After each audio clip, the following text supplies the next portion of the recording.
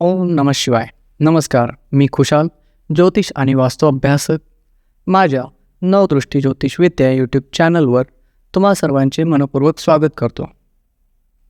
कन्या राशी 2026 वर्षात घडणाऱ्या शुभ आणि अशुभ घटनांचे भविष्यफल सामान्य कुंडलीच्या आधारे परंतु सोप्या आणि सरळ भाषेत समजावण्याचा मी प्रयत्न करणार आहे. खरं तर गोचर ग्रहांचे भविष्यफल फक्त चंद्रकुंडलीवरूनच पाहिले पाहिजे, पण सामान्य भविष्यवाणीमध्ये ते वेगळे पाहणे अशक्य आहे.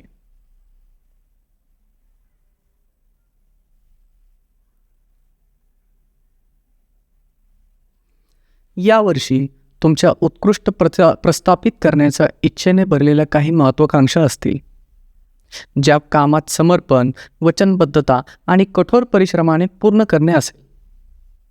या काळात तुम्ही खोल, विचारशील व गंभीर स्वभाव स्वीकाराल, परंतु शारीरिक शक्ती आणि आनंदालाही तुम्ही योग्य महत्त्व देण्याचा प्रयत्न कराल.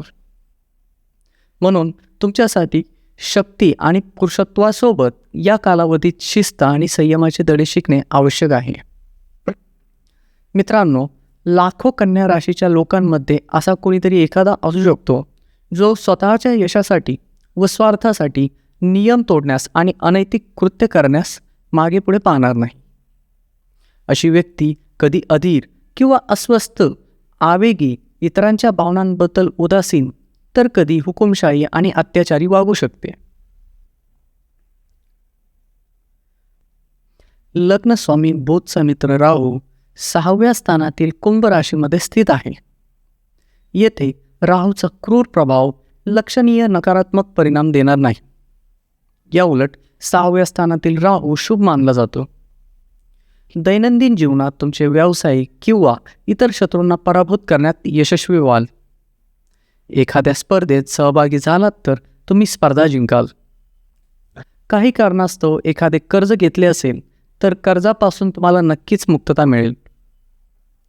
जर कोणत्याही कारणास्तव न्यायालयात चालू असलेल्या प्रलंबित प्रकरणांमुळे त्रास सहन करावा लागला असेल तर या कालावधीमध्ये निश्चितच तुमचा विजय होईल. तुमच्या पत्नीच्या भावाशी किंवा तुमच्या मेहुण्याशी वाद होण्याची शक्यता आहे, ज्यामुळे घरगुती जीवनात काही मतभेद होतील. तुमच्या दैनंदिन जीवनात जरी प्रतिकूल परिस्थिती उद्भवली तरी तुम्ही त्याच्या दृढ निश्चय आणि संयमाने सामना कराल आणि यशस्वी व्हाल. जोपर्यंत राहू येथे आहे तोपर्यंत कोणतेही अडथळे येणार नाहीत. जरी एखादी व्यक्ती भाग्यवान नसली तरी ती कठोर परिश्रमाने प्रगतीचे दार उघडू शकते. फेब्रुवारी आणि मार्चमध्ये तुमच्या कष्टाला पाहिजे तसे यश व लाभ मिळणार नाही. भावंडांना खुश करण्याचे प्रयत्न व्यर्थ ठरतील.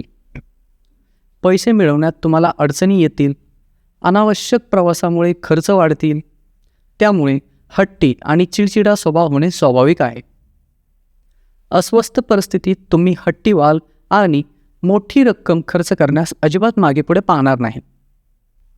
ऑगस्ट महिन्यात व्यवसायाची परिस्थिती कधी गरम तर कधी नरम असेल, ज्यामुळे उत्पन्नाचे स्रोत समान राहतील. मी तुम्हाला विनंती करतो की कृपया व्हिडिओला शेवटपर्यंत पहा, लाईक व सबस्क्राईब करा.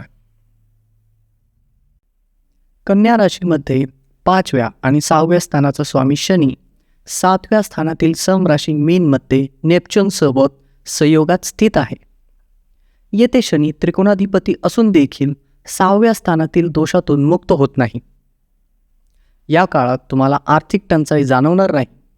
सौभाग्य आणि तुमच्या पत्नी व मुलांचा पाठिंबा तुमचे वैवाहिक जीवन आनंदी करेल. तथापि 7व्या स्थानी शनीची स्थिती इतर सुखसोयींमध्ये घट आणू शकते. कुटुंबांमध्ये जर कोणी अविवाहित असेल किंवा लग्नाचा विचार करत असाल तर अडथळे येऊन लग्नाला उशीर होईल. विवाहित लोकांना घरगुती सुखांमध्ये अडथळ्यांसह भौतिक सुख आणि संसाधने मिळवण्यासाठी संघर्ष करावा लागेल.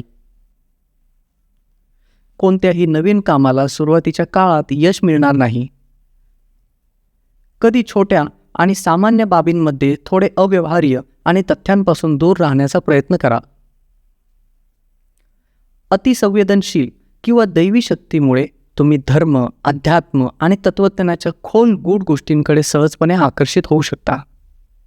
याचे मुख्य कारण म्हणजे नेपच्यून असे करण्यास भाग पाडू शकतो.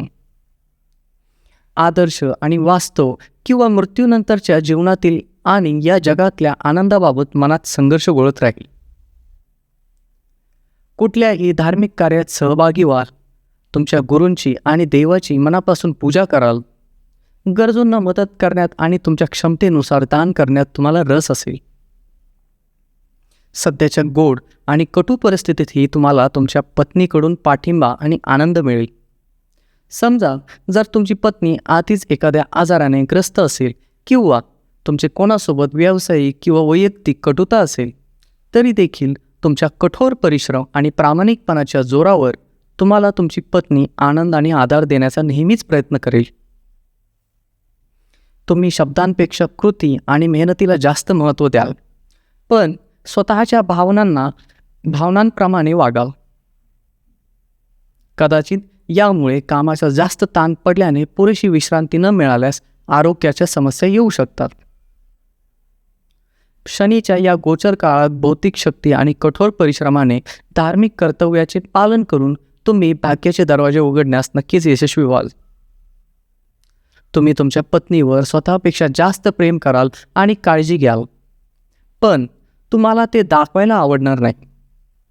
या काळात तुम्ही सामाजिकदृष्ट्या प्रभावी आणि महत्त्वाकांक्षी असाल, तरी देखील घर आणि मालमत्तेच्या बाबतीत तुम्हाला अडचणी येऊ शकतात.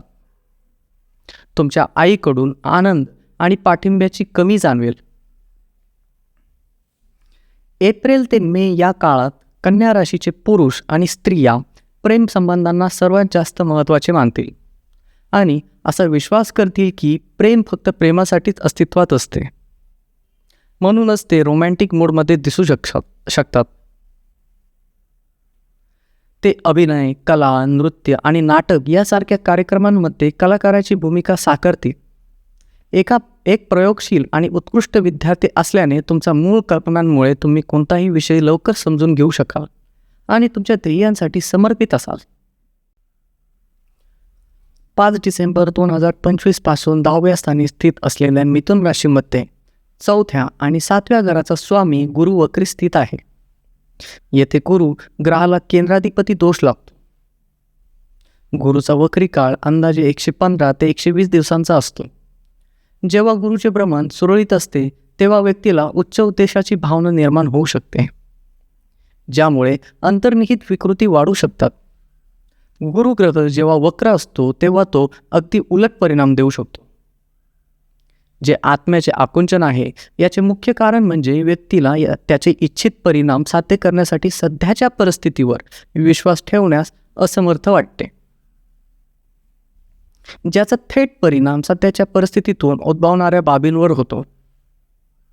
एखाद्याची बाह्य आधार प्रणाली कमी अर्थपूर्ण होते तेव्हा त्याची आंतरिक जाणीव वाढते.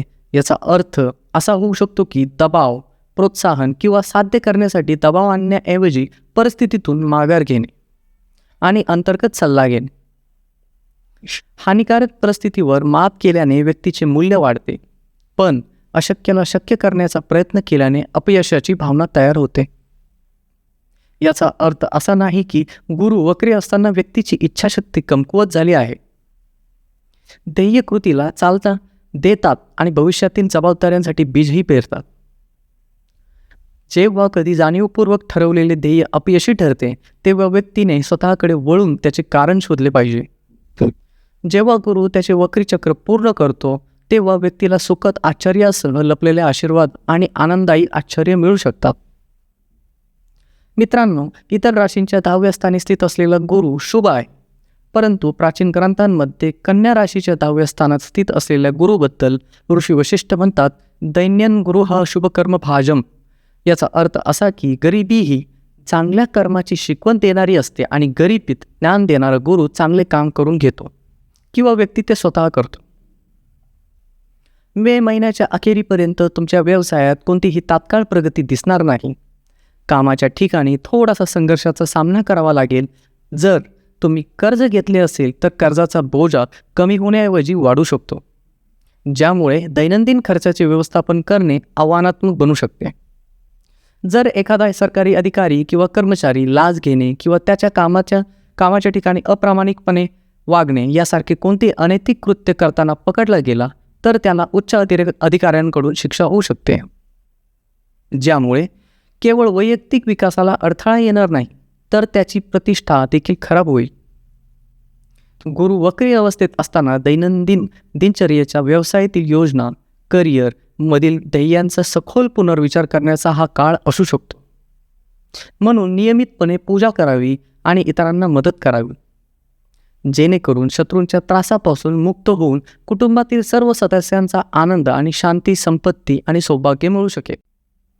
1 जून रोजी जेव्हा गुरु 11व्या स्थानातील कर्क राशीमध्ये उच्च होऊन प्रवेश करेल, तेव्हा जून ते ऑक्टोबर या कालावधीत तुमचे दुचाकी किंवा कार खरेदी करण्याचे अपूर्ण स्वप्न प्रत्यक्षात साकार होईल. व्यवसायात तुमच्या कठोर परिश्रमामुळे चांगला नफा होईल. कन्या राशीचा एखादा व्यक्ती असा असेल, कदाचित स्वतःच्या स्वार्थासाठी प्रतिष्ठित लोकांसोबतच्या मैत्रीचा गैरवापर करण्याचा प्रयत्न करेल. या काळात कलेपेक्षा विज्ञानात तुमची आवड वाढेल. विज्ञान आणि तंत्रज्ञानाच्या क्षेत्रात कठोर परिश्रम करून यश मिळवाल. जरी तुम्ही एक मिलनसार, सुंदर, यशस्वी आणि आदर्श व्यक्ती असलात तरी या काळात तुमच्या खऱ्या मित्रांचा पाठिंबा आणि सहकार्य मिळाल्याने जून ते ऑक्टोबर दरम्यान तुम्हाला नक्कीच सुख, समृद्धी आणि आदर मिळेल. समतावादी, सभ्य आणि सुसंस्कृत लोकांमधील कटुता तुम्ही शांती आणि प्रेमाने कुशलतापूर्वक सोडू शकाल.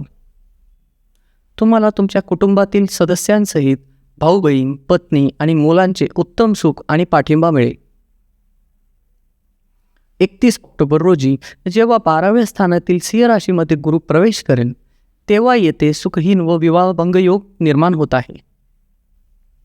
जर तुम्ही अविवाहित असाल तर लग्नाला उशीर होऊ शकतो. एक आदरणीय राजकारणी आणि धर्मादाय कामांवर पैसे खर्च करणारे धार्मिक व्यक्ती असूनही सध्याच्या राजकीय परिस्थितीमुळे तुमच्या सोबत विश्वासघात होण्याची शक्यता आहे.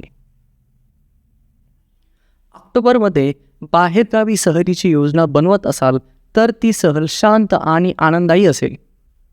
या काळात तुमचे वर्तन आणि वागणूक कधीकधी संशयास्पद वाटू शकते. तुम्हाला सावकार, आजारपण किंवा ओळखीच्या लोकांमध्ये कोणासोबत असलेल्या कटुतेचा सामना करावा लागू शकतो. 25 नोव्हेंबरला 5व्या स्थानातील मकर राशीमध्ये राहू आणि 11व्या स्थानातील कर्क राशीमध्ये केतू वक्री असेल. तुम्ही एक मजेदार, प्रतिभावान आणि अभ्यासू व्यक्ती असल्याने मित्रांच्या मदतीने अनेक ओळखीच्या लोकांची परिस्थिती आणि प्रवृत्ती समजून घेण्यात तुम्हाला आवड राहील. यामुळे लोकप्रतिनिधी किंवा नेता बनण्याची तुमची इच्छा स्पष्टपणे दिसून येईल आणि ओळखीच्या लोकांचे सहकार्य व पाठिंबा मिळवण्यात यशस्वी व्हाल. खबरदारी म्हणून कन्या राशीच्या व्यक्तीने राशीच्या अंतर्गत येणाऱ्या आजारांबद्दल नेहमीच जागरूक राहिले पाहिजे. जर तुमचे नाव प, पे, पी, पो या अक्षरांनी सुरू होत असेल तर आयुष्यात कधी कावीळ, फ्रॅक्चर किंवा सामान्य शरीर वेदना, घसा किंवा मानेला सूज येणे, मानसिक गोंधळ, रक्तदाब, बेशुद्ध होणे अशापैकी आजार होण्याची शक्यता असते. किंवा जर तुमचे नाव पू, शा, ना, ठा या अक्षरांनी सुरू होत असेल तर आयुष्यात कधी पोटदुखी, अपचन, पोट फुगणे, आतड्यांमध्ये वेदना, उलट्या, लघवीच्या समस्या अशापैकी आजार होण्याची शक्यता असते. किंवा जर तुमचे नाव रा, री या अक्षरांनी सुरू होत असेल तर आयुष्यात कधी व्रण, पित्तस्वरूप, पथरी अशापैकी आजारांची लक्षणे दिसल्यास डॉक्टरांचा सल्ला घेणे खूप फायदेशीर ठरेल. मी पुढे काही उपाय सांगत आहे. जर तुम्ही नियमितपणे श्रद्धा आणि भक्तिभावे कोणताही एक उपाय केला तर दैनंदिन जीवनात नक्कीच त्याचा फायदा होईल. पहिला उपाय, दररोज स्नान केल्यानंतर गुरुस्तोत्र पाठाचे पठण करावे. दुसरा उपाय, गुरुवारी दक्षिणेकडे प्रवास करू नका. कृपया व्हिडिओ शेअर करा, लाईक करा आणि सबस्क्राईब करा. नवीन व्हिडिओचे नोटिफिकेशन मिळवण्यासाठी बेल आयकॉनवरती क्लिक करा. शिवम कल्याणम.